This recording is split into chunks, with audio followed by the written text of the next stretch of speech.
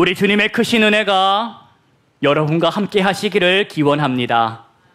9월입니다. 그런데 기억할 것은 그냥 9월이 아니라는 겁니다. 그럼 어떤 9월일까? 기억하십시오. 주님 안에서 맞이한 9월입니다. 주님 안에서 맞이한 9월이라는 겁니다. 이게 뭐 당연한 소리처럼 들리시겠지만 우리가 그렇게 당연하게 생각하며 살지 말자고 이 말씀 드리는 겁니다. 결코 당연한 것이 아닙니다. 당연한 게 아니라면 뭡니까? 은혜라는 겁니다. 누구의 은혜입니까? 부모님의 은혜입니까? 스승님의 은혜입니까? 하나님의 은혜입니다.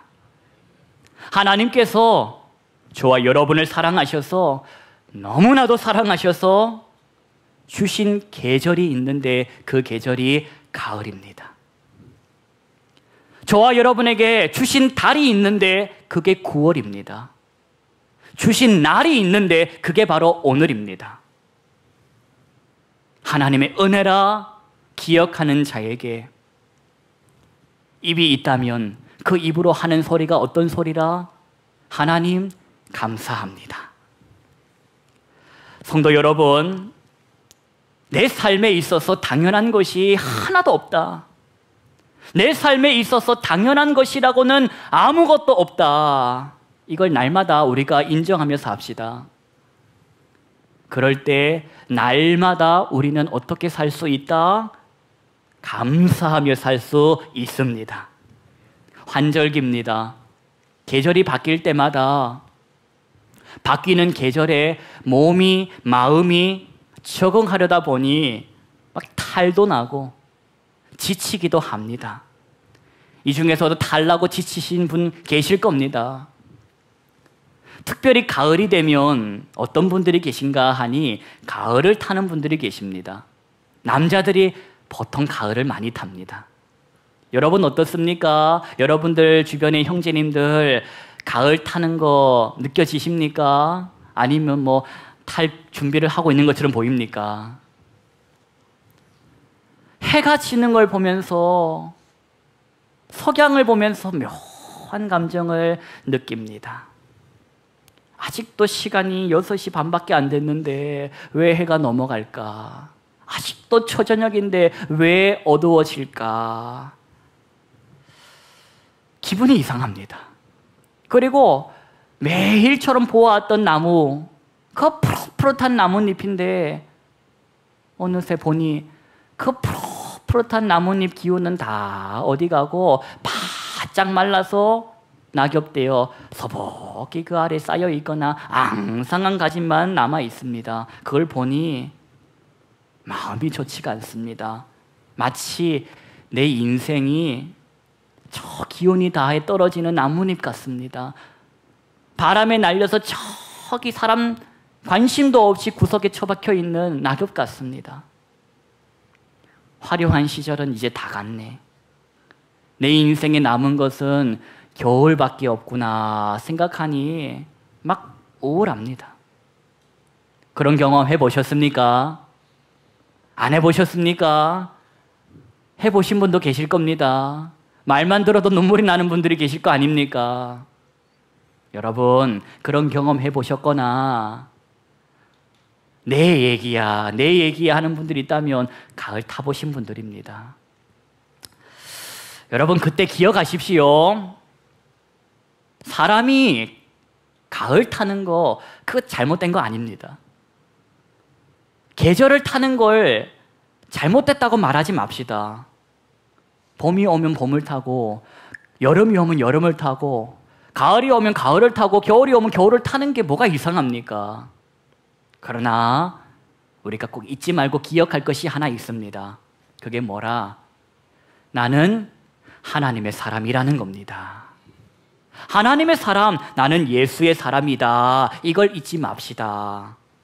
나 비록 세상에 두 발을 딛고 살아가고 있지만 내 소속은 여기가 아니라 어디라? 하늘나라다. 나의 소속은 하나님의 나라라는 것을 그걸 잊지 말자는 겁니다. 세상 사람들은 봄, 여름, 가을, 겨울만 압니다. 아는 게 그거밖에 없습니다. 그러니 봄이 오면 봄을 타고 가을이 오면 가을을 타는 겁니다. 그러나 저와 여러분은 봄, 여름, 가을, 겨울만 있는 것이 아니라 이것이 있는 것을 아는 사람들입니다. 그게 뭐라? 그리스도의 계절이 있다. 그리스도의 계절이 있음을 우리는 압니다. 그리스도의 계절은 죽음으로 끝나지 않습니다. 그리스도의 계절은 사망으로 끝나지 않는다는 겁니다. 부활로 이어집니다. 생명으로 이어진다는 겁니다. 그걸 잊지 마십시오. 우리는 그리스도의 계절을 살아가는 그리스도의 사람입니다. 사람들은 모릅니다. 우리는 압니다. 알면 아는 대로 살아야 할 것입니다. 이제 지나보십시오. 보름 지나고 한 달 지나면 더 가을의 기온을 보고 느끼게 될 겁니다. 가을은 하나님의 선물이라는 것을 기억하십시오. 가을은 하나님의 선물이다. 길가에 떨어진 낙엽, 뭐 잘못해가지고 떨어진 거 아닙니다. 길가에 떨어진 낙엽, 실수해서 발 헛디뎌가지고 떨어진 게 아니라는 겁니다. 창조주 하나님의 질서, 그 하나님의 질서를 따라 돌아간 겁니다. 돌아갈 곳으로 돌아간 겁니다. 저와 여러분도 돌아가야 합니다. 창조주 하나님의 질서를 따라 언젠가는 돌아갈 사람들이라는 겁니다. 믿음의 선한 싸움을 싸우고 달려갈 길을 다 마친 후에 우리가 돌아갈 곳, 하나님의 나라라는 것을 기억하며 사십시다. 그때까지는 죽고 싶어도 못 죽을 겁니다. 왜? 하나님의 사람은 수명 따라 사는 게 아니요 사명 따라 살기 때문입니다. 죽고 싶어도 못 죽는다. 끝나야 돌아간다. 그러니 우리가 사는 날 동안, 사명이 마치는 날 동안 뭐 하자? 믿음의 선한 싸움을 하자. 어떻게 하면 믿음의 선한 싸움을 할 수 있을까? 잘할 수 있을까? 기분, 느낌, 감정, 그것 따라서 살지 마시시오. 기분 따라, 감정 따라 사는 사람은 하나님의 사람이 아닙니다. 하나님의 사람은 약속 따라서, 말씀 따라서 사는 사람입니다. 그러니 맞이한 이 9월, 바람 분다고 해서 내 마음도 바람이 불고, 낙엽이 떨어진다고 해서 내 마음도 뚝 떨어지는 그런 사람이 아니라 하나님의 약속 붙들고 그 만세반석 위에 서 있는 나는 하나님의 사람이다. 잊지 말고 주와 함께 동행하시는 9월 되시기를 축복합니다. 여러분, 그리스도인이 되셔서 지금까지 살고 계시는데 어떻게 그 삶이 좀 행복합니까? 그리스도인으로 살고 계시지요? 오늘도 그래서 주일날 예배하러 오지 않았습니까? 만약에 여러분 예수 몰랐다면 집에서 편하게 누워서 잘 거 아닙니까? 안 그렇습니까? 피곤한 몸 사우나 가서 푹 찌지고 좋은 거 먹고 놀러 다니고 그렇게 살 거 아닙니까? 근데 여러분 보십시오. 지금 어디 와 있습니까? 여러분 몸은 이 일요일 아침 한 주간 고단하게 삶에도 불구하고 무거운 몸, 마음 일으켜 예배당에 와 앉아 있습니다. 행복하십니까? 아이고, 하나님께 코 깼지. 그저 죽기 전에, 열흘 전에 예수 영접해가지고 열흘 동안에 할 말 안 할 말 다 하다가 그저 찬송하다가 가면 할렐루야일 것 같은데 왜 이 젊을 때부터 하나님을 알아가지고 노세도 못하고 이게 뭡니까? 라고 생각하는 분은 안 계십니까? 여러분, 예레미야를 아실 겁니다. 별명이 있는데 아십니까? 예레미야 선지자의 별명, 눈물의 선지자라.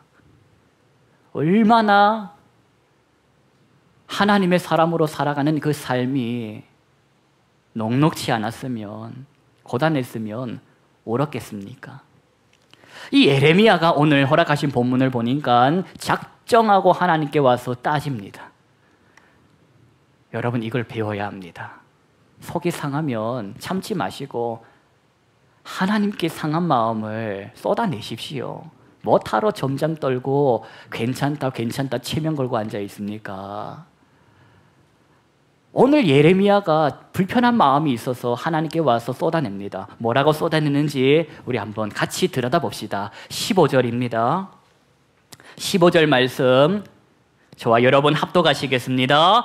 여호와여, 주께서 아시오니 원하건대 주는 나를 기억하시며 돌보시사 나를 박해하는 자에게 보복하시고 주의 오래 참으심으로 말미암아 나로 멸망하지 아니하게 하옵소서. 주를 위하여 내가 부끄러움 당하는 줄을 아시옵소서. 지금 예레미야가 작정하고 하나님께 하는 말을 한마디로 제가 정리해 표현해 드리겠습니다. 뭐라고 하나? 이렇게 말합니다. 내가 주님 때문에 고생하고 살고 있습니다. 그걸 좀 알아주십시오. 내가 주님 때문에 고생하고 살고 있습니다. 좀 알아주십시오. 하지 않아도 될 고생, 받지 않아도 될 미움, 오늘 내가 주님 때문에 그 고생하고 그 미움 받고 살고 있습니다. 그걸 좀 알아주십시오. 그러면서 또 하는 소리가 있습니다. 그게 뭐라? 처음에는 좋았다는 겁니다. 처음 신앙생활 할 때는 좋았다는 겁니다. 그때는 기쁘고 즐거웠는데, 그때는 정말로 세상 즐거움 다 버리고 세상 자랑 다 버렸네. 이 찬양이 그냥 자동으로 나왔는데 살다 보니까 지금 내 삶이 어떻다? 외롭다는 겁니다. 세상에 나 혼자만 있는 것 같은 느낌이라는 겁니다. 그래서 예레미야의 지금 마음이 괴롭다는 겁니다. 고통스럽다는 겁니다. 여러분, 이 마음 아시겠습니까? 예레미야의 이 마음. 처음 드럼 칠 때는 좋았는데 매주 쳐야 하고, 피곤한 날도 와서 쳐야 하고, 아픈 날도 쳐야 되고, 봄이 오나 눈이 오나 바람이 부나 이걸 하려다 보니 힘들다는 겁니다. 성도님들 먹이려고 반찬 만들고 주일예찬 준비하는 거 신났는데, 야, 이거 하기 싫은 날 하려니 죽을 맛이라는 겁니다. 내 몸이 지금 천근만근인데 지금 누굴 먹여? 내 입에 밥숟가락 들어갈 힘도 없는데 지금 누굴 먹여? 아, 이거 받은 사명 때문에, 직분 때문에 안 할 수도 없고 하는 겁니다. 여러분, 그런 심정 살면서 한 번도 경험한 적 없으십니까? 18절 말씀 보십시오. 18절 말씀 합독하시겠습니다. 나의 고통이 계속하며 상처가 중하여 낫지 아니함은 어찌 됨이니까? 주께서는 내게 대하여 물이 말라서 속이는 시내 같으리이다. 무슨 뜻입니까? 하나님이 마치 물이 삐쩍 말라서 아무것도 흐르지 않는 시냇가 같다고 지금 예레미야가 말을 하는 겁니다. 이 말은, 아니 전에는 이 시냇가에 물이 콸콸콸콸 쏟아져 흘렀는데 지금 들여다봤더니 물이 말랐다는 겁니다. 도무지간에 하나님의 은혜란 종잡을 수가 없네요. 아니 주시려면 계속 주시지 왜 주었다 말았다? 주 안에서 기쁨을 누리게 하시려면 계속 기쁘게 하셔야지. 날마다 올 때마다 할렐루야 하고 돌아가야지. 왜 어느 날은 은혜 받으려고 왔는데 설교를 들어도 잠이 오고 찬양을 들어도 시끄럽고 밥을 먹어도 짜고 기도를 해도 하나님은 저 멀리 계신 것 같고 이게 뭐냐는 겁니다. 도무지 간에 종잡을 수 없는 하나님. 일을 맡겼으면, 하라고 사명을 주셨으면 그 사명 잘 감당하도록 날마다 응원하시고, 날마다 붙잡아 주시고, 날마다 칭찬하시고, 날마다 잘한다 잘한다 해주셔야지 뭐냐는 겁니다. 우리 중에 예레미야 있습니까?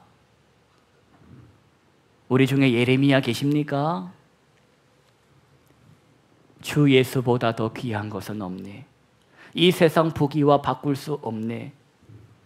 이전에 즐기던 세상 일, 유혹, 핍박 몰려온다 할지라도 주님 섬기는 내 마음은 변치 않아.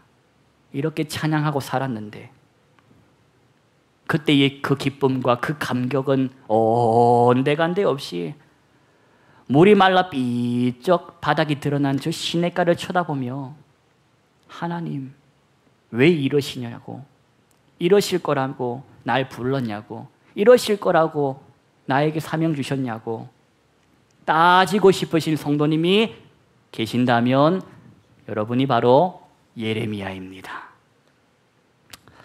하나님께서 그런 예레미야에게 어떻게 하시는지 아십니까? 가. 너 말고 2km 줄 서 있어. 이리 말씀하지 않으시더라는 겁니다. 가. 너보다 잘할 사람 2km 줄 서 있어. 너 가기를 기다리고 있어. 이리 말씀하지 않으시고 하나님이 예레미야에게 하시는 말씀 19절입니다. 19절 말씀 합독하시겠습니다. 여호와께서 이와 같이 말씀하시되 네가 만일 돌아오면 내가 너를 다시 이끌어 내 앞에 세울 것이며 네가 만일 헛된 것을 버리고 귀한 것을 말한다면 너는 나의 입이 될 것이라. 그들은 네게로 돌아오려니와 너는 그들에게로 돌아가지 말지니라. 하나님께서 예레미야에게 하시는 말씀 돌아오랍니다. 이게 무슨 의미인지를 해석해 드립니다. 예레미야야, 마음을 돌려잡으렴. 마음을 돌려잡으렴. 세상 즐거움 다 버리고, 세상 자랑 다 버리고, 너 왜 그렇게 살았니? 세상 즐거움은 그때 왜 버렸니? 세상 자랑은 그때 왜 버렸니? 나 때문에 버렸니? 하나님 때문에 버렸니? 하나님께서 예레미야에게 말씀하십니다. 마음 돌려잡아. 주님 때문에가 아니란다. 넌 주님 덕분에 버릴 수 있었단다. 너는 주님 때문에 그리 산 것이 아니라 주님 덕분에 세상 즐거움 버릴 수 있었고 주님 덕분에 세상 자랑 다 버리고 살 수 있었다. 너의 인생 속에 하나님의 은혜가 나타나지 않았다면 넌 어떻게 살았겠니? 하나님의 은혜가 저와 여러분에게 나타나지 않았다면 이 시간 여기 있겠습니까? 힘들 때, 어려울 때, 사람 따라 엄한 데 가서 빌고 있을 거 아닙니까? 빌 데가 없으면, 올 데가 없으면 코인 노래방 가서 코인 집어넣고 음악 틀어놓고 울고 있을 거 아닙니까? 그런 저와 여러분의 인생 속에 하나님의 은혜가 나타났다는 겁니다. 그래서 저와 여러분이 어떻게 살 수 있었다? 세상 즐거움 버리고 세상 자랑 다 버리고 살 수 있게 되었다는 겁니다. 왜? 그건 썩어질 것이라는 걸 그때 알았기 때문입니다. 그건 냄새 나는 거 망할 것이라는 걸 그때 알았기 때문입니다. 세상 즐거움 다 버리고 세상 자랑 다 버리게 된 것은 그거는 썩어질 것이다. 내가 하나님을 몰랐다면, 하나님의 은혜가 내게 나타나지 않았다면 나는 지금도 썩어질 것 사랑하고 썩어질 것 자랑하고 살고 있을 것이다. 세상 즐거움 다 버리고 세상 자랑 다 버리고 살기만 하면 내 삶은 누구보다 건강하고 내 삶은 누구보다 형통할 줄 알았을 겁니다. 예수 잘 믿으면 암병도 없고 우울증도 없고 만사가 형통할 줄 알았는데 어떻습니까? 예수 잘 믿어도 시련과 고통과 눈물이 있지 않습니까? 아니 어쩌면 오히려 주님으로 인하여 하지 않아도 될 고생도 하고 받지 않아도 될 미움까지도 받고 살았을지도 모릅니다. 그런 기분 들 때에, 앞으로 그런 마음 들 때에 오늘 하나님께서 예레미야에게 들려주신 이 말씀을 기억하십시오. 돌아와라. 네 마음을 돌이켜라. 내가 너를 견고한 노성벽이 되게 할 것이다. 내가 너를 악한 자의 손에서 건지고 무서운 자의 손에서 구원할 것이다. 기분이 아니다. 감정이 아니다. 오늘 저와 여러분이 붙들어야 할 것은 주의 말씀이다.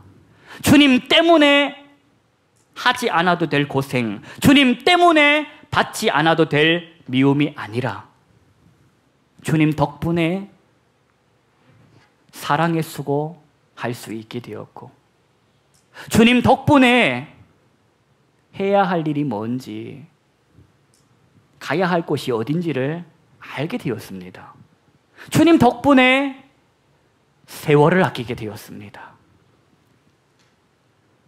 서두에 이런 말씀 드렸습니다. 주님 그냥 죽기 열흘 전에 그때 세례받고 예수 영접하고 잘 정리하고 천국 가면 좋았겠습니다. 여러분 부러워하지 마십시오. 그런 사람 천국 가면 저와 여러분들보다 주님과 나눌 수 있는 이야기가 적습니다. 저와 여러분은 주님 안에서 울어본 사람들이요, 저와 여러분은 주님 안에서 웃어본 사람이요, 주님 안에서 고생해본 사람 아닙니까? 천국 가서 주님 만나 할 이야기가 풍성한 하나님의 사람들입니다. 저는 저와 여러분의 자녀손들이 일찍이 주님을 영접해서 주님과의 그 추억거리들이 풍성한 사람으로 자라나기를 소망합니다. 주님과 할 말이 있어야지요. 주님과 그때 울었던 이야기, 그때 주님으로 인하여 누렸던 그 이야기를 풍성하게 할 수 있는 복, 그 복을 받으셔야 합니다.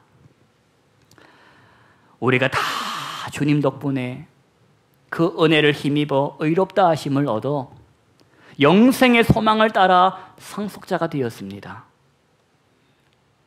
저와 여러분이 마음에 바람이 불어서 그 바람에 마음이 흔들흔들거릴 때마다 이 말씀이 생각나기를 원합니다.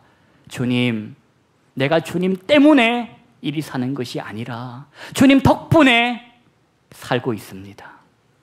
주님 덕분에 썩어질 것 관심 없고 영원한 것에 관심 두고 살게 되었습니다.